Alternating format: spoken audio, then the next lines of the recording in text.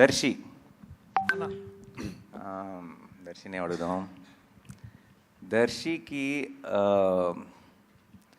Extremely special film in his career is Balagam. Definitely అన్న. ఆ range coat deliver చేస్తుంది అనుకుంటున్నావా? ఖచ్చితంగా చేస్తామన్న. నాకైతే నమ్మకం ఉంది. అండ్ అంటే నేను ఇందాక మీరు అడిగిన క్వశ్చన్లో సగం ఆన్సర్ నేను చెప్పవచ్చు. ఇంకోటి ఏంటంటే దట్ ఇంకే ప్రొడక్షన్ హౌస్లో చేసినా ఒక ఎత్తు, కానీ మీతో చేయడం ఇంకో వేరే ఎక్స్పీరియన్స్ అన్న. ఎందుకు ఎక్స్పీరియన్స్ అంటే మోస్ట్ ఇంపార్టెంట్లీ నాకు కూడా ధైర్యం ఉంటుంది. ఓకే, నేను చేసేది కరెక్టే, ఈ టీం అందరం చేసేది కరెక్ట్ అని బిలీవ్ చేయడానికి ఏదైనా ఉంటే ఆ నాణ్యాన్ని ఉన్నాడులే, చూసుకుంటాడులే అనే ఈ ధైర్యం. నాట్ జస్ట్ బికాజ్ మీరు డబ్బులు పెడుతున్నారని కాదు, లేకపోతే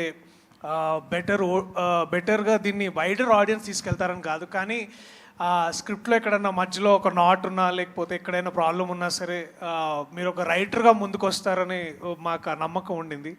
అండ్ డైరెక్టర్గా కూడా మీరు మమ్మల్ని అంటే ఇతన్ని కానీ లేకపోతే అంటే బట్ నాకు తెలుసు అన్న, I think your a successful actor because you're also great writer.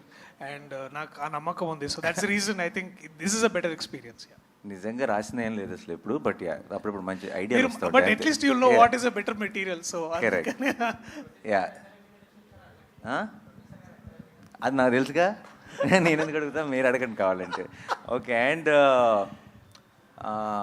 నేను నా సైడ్ నుంచి చెప్పాల్సిన మాట, నేను నీకు గుర్తుందా, నేను దర్శన్ కలిసినప్పుడు నేను అన్నాను, నాకు పర్సనల్ ఫేవరెట్, నాకు బలగం అంటే, బలగంకి నేను చాలా పెద్ద ఫ్యాన్. అది ఐ థింక్ అందరికీ తెలుసు, నేను చాలాసార్లు మీడియాలో కూడా షేర్ చేసుకున్నాను.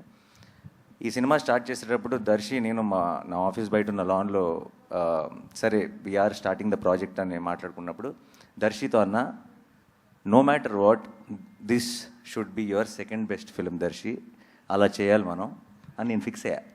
అంటే Balagam is the best film అని.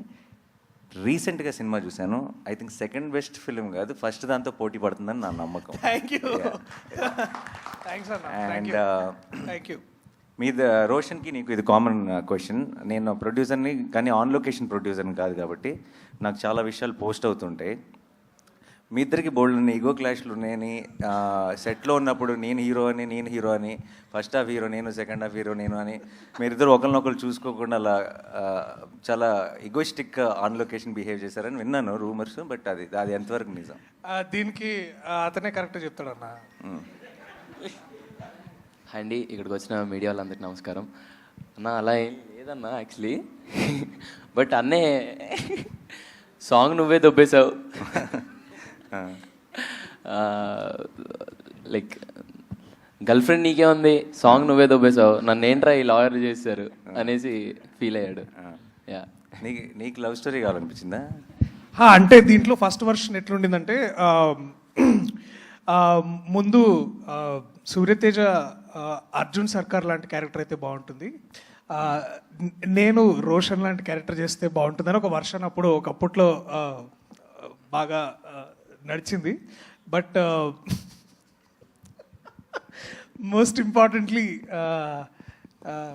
ఈగో క్లాషెస్ కంటే కూడా కాంపిటేటివ్ క్లాషెస్ ఎక్కువైనాయి అన్న. అంటే మనోడికి చూస్తే దీంట్లో ప్రతి నటుడికి ఒక సెల్ఫిష్ పార్ట్ ఉంటుంది. అంటే no matter how much is like, నాకు రోషన్ క్యారెక్టర్ చదువుతున్న ప్రతిసారి దీంట్లో ద వెరైటీ, ఒక లవ్ స్టోరీ ఉంటుంది, దిస్ ఇస్ అగైన్ ఒక వెరీ వల్నరబుల్ యంగ్ మ్యాన్, ఒక బ్యాక్గ్రౌండ్ లేని, అంటే బ్యాక్గ్రౌండ్ అంటే ఒక పొలిటికల్ సపోర్ట్ లేని, లేకపోతే ఎటువంటి ప్రాబ్లమ్, అంటే వీక్ వల్నరబుల్ క్యారెక్టర్. అట్లాగే మళ్ళా heal again rise in love.